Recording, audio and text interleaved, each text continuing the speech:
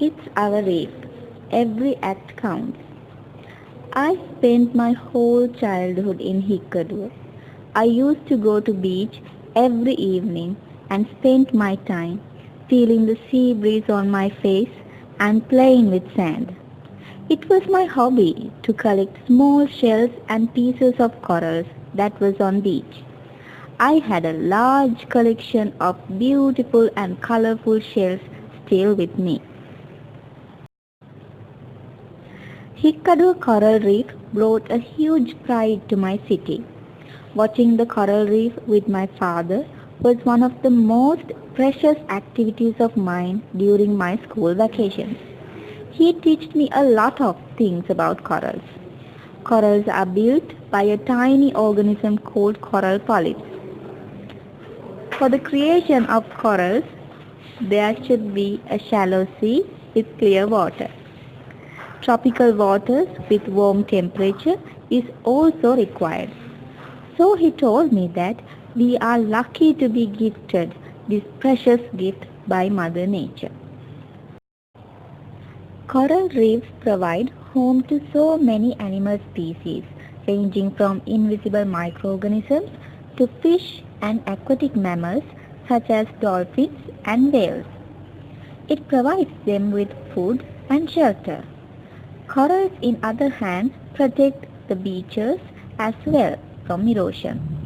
Because of this diversity, it creates one of the most beautiful sceneries in the world. Most of the villages in my village depend on the tourists that came to see Hikkadu Reef from all around the world.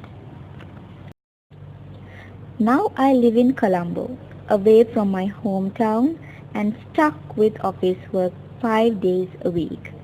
But I always wanted to show my reef to my children. So one day I took them on a vacation to Hikkadu. They were very excited to see the things I explained to them. But when I reached there, I realized that the things I saw are not there anymore. Everything has modified. There was a very little beach area. A part was covered with hotels and buildings, while the other part was eroded. There were many stalls and mobile sellers who sell coral reefs and souvenirs created using coral reefs.